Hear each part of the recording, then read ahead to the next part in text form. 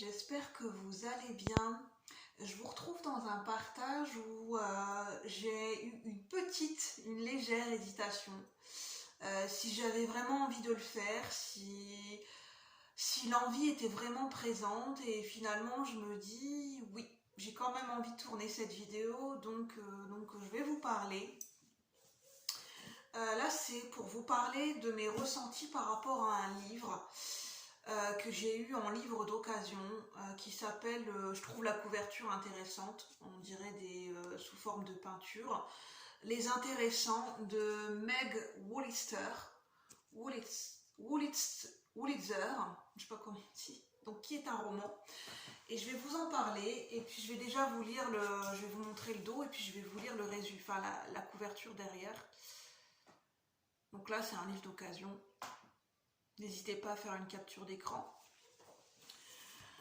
Donc, Les Intéressants, traduit de l'anglais, de l'américain par Jean Esch, E-S-C-H. Donc, en 1974, Julie passe son été à Spirit in the Wood, donc qui est un camp comme une colonie de vacances, un camp pour adolescents, un camp où on peut exercer et faire des activités artistiques, une colonie de vacances.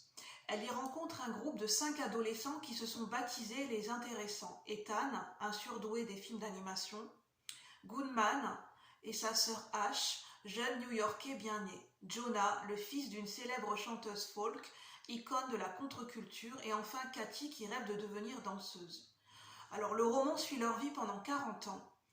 Ethan épousera Ash, ensemble ils connaîtront la réussite et les drames, Goodman devra faire face à la justice, Jonah se détournera de la musique et Julie se cherchera pendant de longues années et racontera leur histoire à tous. C'est un roman qui est très très particulier, qui pour moi est à part. Parce qu'en fait, c'est la manière dont c'est romancé, c'est un livre sans être un livre. Je m'explique. En fait, il se passe pas vraiment de rebondissements, c'est pas vraiment un livre avec des étapes, avec des péripéties. En fait, on raconte ce que j'aime dans ce livre. Donc déjà, c'est implanté au cœur des États-Unis, donc des événements et des sujets phares et des événements qui ont bercé les États-Unis. Notamment, on parle un petit peu le mouvement hippie, la musique, un petit peu ce qui a bercé les États-Unis, un petit peu la guerre où ça plane, c'est une ambiance qui plane. Et c'est un petit peu la vie de certaines personnes qui vivent aux États-Unis, dans certains États, les gens qui vivent à New York, comment ils vivent à New York. Et il y a vraiment une ambiance très particulière parce qu'en fait, on suit la vie de personnages qui vivent, en fait, on suit la vie de gens qui sont ordinaires. On suit la vie de gens qui traversent des étapes de leur vie. Et j'aime bien dans la narration parce que vraiment on suit la vie de gens ordinaires, finalement qui sont un peu comme tout le monde. Désolée, j'ai mon chat qui vient par ici, qui a voulu monter. Dit alors Chester, tu vas me laisser un petit peu parler s'il te plaît, j'ai perdu le fil. Et ce livre-là, en fait ce qui est particulier, c'est qu'il dégage une ambiance, une énergie, une émotion qui est liée au ressenti. Il y a une ambiance qui se dégage à la lecture de ce livre et à la lecture où on lit la vie de ces personnages, il y a une ambiance qui se dégage. Il y a comme une pesanteur. Tout le long du livre, il y a une pesanteur. Et c'est ça, je trouve je ne sais même pas si cet auteur s'est rendu compte qu'elle a réussi à créer une ambiance autour de ce livre. Quand je lis le livre, en fait, ça m'imprègne directement d'une énergie au fur et à mesure des pages. En fait, je ressentais comme une pesanteur, comme une ambiance, comme une chape de plomb, où il y a une chape de plomb autour de cette énergie, autour de ces personnages, autour de leur vie. Et en même temps, c'est lourd, mais c'est comme si qu'il n'y avait pas d'étiquette, il n'y a pas de jugement. On n'est pas là pour dire c'est bien ou c'est mal, c'est désagréable ou pas grave. On constate juste qu'on ressent une pesanteur dans ce livre. Un petit peu une pesanteur comme des gens ordinaires qui vivent leur vie et qui sont traversés par des événements et par une nostalgie. Voilà, il y a une nostalgie qui ressort de ce livre et Et on décrit parfaitement bien la vie qui se déroule pour ces personnages, qui continuent à se côtoyer après être sortis de la colonie de vacances, qui continuent à se côtoyer, qui deviennent amis. Donc ils font leur vie, il y en a pour certains qui se marient, qui ont des enfants, on raconte un petit peu leur boulot, donc il y en a, ils ont des boulots comme tout le monde, qu'on peut considérer ordinaires dans le sens comme tout le monde. Il y en a une qui est, on peut dire, psychothérapeute, il y en a un voilà, qui est devenu riche et célèbre grâce à ses films d'animation, mais on sent que c'est un gars, dans le fond, c'est un gars ordinaire en fait, c'est un mec qui est devenu célèbre par rapport à ce qu'il a fait, mais en fait, il se prend pas la tête, c'est un mec ordinaire en fait. C'est le succès qui lui tombe dessus, mais c'est un mec ordinaire. Donc oui, donc y a vraiment des gens qui sont new-yorkais dedans, mais on décrit la vie de gens ordinaires. La manière dont ça se passe, pourquoi j'ai des gens ordinaires? Parce qu'ils vivent leur vie comme tout le monde, ils sont traversés par des événements, ils, ils peuvent être nostalgiques d'un passé, nostalgiques d'une vie idéalisée. En fait, on ressent la nostalgie d'une vie idéalisée. C'est pas conscient, ils n'ont pas créé un scénario en disant je veux vivre telle vie, mais on sent une amertume ou une nostalgie qui de temps en temps revient de leur vie, de leur choix de vie, de leur partenaire, de la routine, c'est ça qu'on ressent.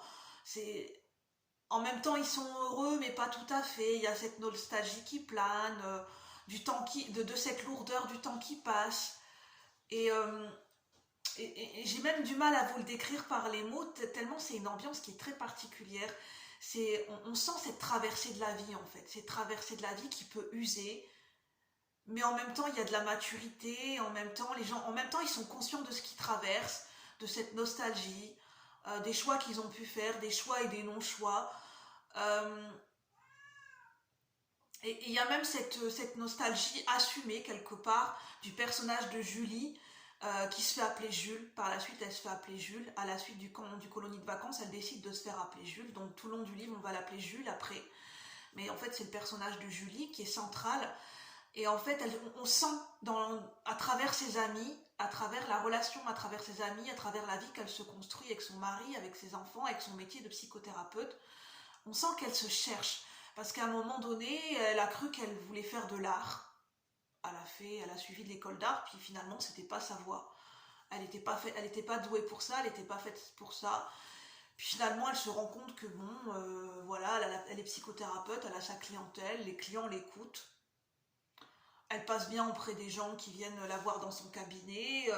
Bah, c'est pas mirobolant, elle n'a pas un salaire mirobolant, mais elle a quand même sa clientèle. Elle le dit, sa vie, elle n'est pas mirobolante, elle a une vie ordinaire comme tout le monde, elle vit dans un petit appart. En fait, ils ont pas trop d'argent pour vivre, mais en gros, on va dire qu'ils survivent, comparé à leur ami new-yorkais. Donc d'ailleurs, elle est toujours en train de se comparer par rapport à son ami H. Mais voilà, en même temps, je pense qu'elle aime bien sa vie, mais on sent qu'elle, voilà, il y a toujours cette comparaison avec ses amis. Elle est toujours en train de se chercher, elle est toujours en quête. En fait, ce personnage de Julie est toujours en quête de quelque chose. Mais en fait, elle sait pas quoi. Elle se cherche, elle est toujours en quête de quelque chose, et il y a toujours cette insatisfaction qui plane, sans pour autant être totalement dans la dépression, mais il y a une déprime qui plane. Son mari, à un moment donné, voilà, c'est quelqu'un qui faisait des dépressions, où on ne trouve pas de traitement. Donc ça traite de tout, des sujets sans tabou. Des gens qui peuvent être dépressifs, il n'y a pas de tabou, des gens qui prennent des cachets. Ça parle d'homosexualité, ça parle de sida, la période où il y a eu le sida, un couple d'homosexuels, un des deux est séropositif et l'autre, bah, il est en couple avec, voilà comment on fait au niveau du couple quand un des deux est séropositif, et faire attention dans le couple. Ça parle de drogue, ça parle de musique, le fait de voilà la musique où à un moment donné on est désenchanté parce qu'on n'a plus de succès, parce que ça plaît plus, parce qu'il y a les générations qui passent. Il y a vraiment cette nostalgie d'une époque, et des gens qui se cherchent, qui sont toujours en quête de quelque chose, mais en fait il n'y a même pas d'objet à cette quête. C'est des émotions qui traversent, une nostalgie d'un inconnu, une nostalgie d'une vie idéalisée, et en même temps on ne sait pas ce qu'on cherche, et on a du mal à apprécier la vie qu'on a pleinement. Parce qu'on cherche à laisser une trace, euh, on cherche à briller au travers de... On se compare par rapport à ses amis, Et c'est un petit peu ça, ce bouquin, sans faux semblant, sans fausse pudeur, sans... c'est raconté, voilà, on raconte la vie des gens ordinaires. Et c'est ça que j'aime dans ce bouquin. On peut raconter les événements, les drames, des gens qui se cherchent, qui se construisent, qui se déconstruisent, et qui finalement, au bout d'un moment, finissent par accepter leur vie telle qu'elle est. Ils font peut-être le constat d'un mariage qui ne fonctionne plus. Euh, ils tentent des expériences, puis finalement se rendent compte une nouvelle vie professionnelle, puis se rendent notamment pour Julie, mais qui se rend compte que finalement c'est pas ça, c'est pas pour les bonnes raisons qu'elle a quitté sa vie professionnelle. Elle repart en psychothérapeute, et finalement c'est la nostalgie d'une vie idéalisée, d'une vie qui n'a pas été vécue.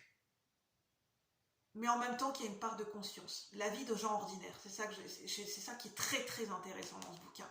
Et on ressent l'émotion, et on ressent toute une époque, 40 ans d'époque. 40 ans à travers une génération aux États-Unis, 40 ans au travers de gens qui vivent leur vie pendant 40 ans, des événements qui peuvent les traverser, les émotions qui peuvent les traverser. Et, euh, et c'est très intéressant, comme le titre, c'est vraiment très particulier, et c'est un livre qui est à part, donc vraiment j'avais à cœur de vous en parler. Donc j'espère que ce livre pourra vous toucher, pourra vous plaire, que vous aurez envie de le découvrir, d'en savoir plus, d'essayer de le trouver, d'essayer même de lire des critiques, d'essayer d'en savoir plus sur internet, parce que pour moi ce livre il vaut le coup, franchement il vaut le coup. Je l'ai lu en plusieurs fois, parce que je ressentais tellement cette pesanteur et cette nostalgie. Vraiment, cette nostalgie est très forte, et comme je suis sensible et que je ressens les émotions et que je peux être éponge émotionnelle et ressentir tellement les énergies au travers de mon corps, qu'à un moment donné, pendant quelques mois, j'ai eu besoin de poser le livre, et je l'ai repris il y a quelques temps. Je me suis replongée dedans et j'ai réussi à le terminer. Et j'ai réussi à accepter de ressentir la pesanteur de ce livre, sans pour autant en être gênée. Donc c'est fort. Donc vraiment j'adore, et je vous conseille de le lire et de le découvrir et de le partager. Y a vraiment des écrivains qui sont forts, qui savent nous susciter des émotions, qui savent nous faire rentrer dans l'histoire d'un personnage. Et vraiment dans ce bouquin il y a quelque chose, il y a vraiment quelque chose. Donc je tenais à vous en parler. N'hésitez pas à liker, à partager et à commenter. Moi sur ce, je vous souhaite une bonne journée. Je vous remercie de m'avoir écouté. Et je vous dis à bientôt pour de nouveaux partages. Bye bye la communauté, merci.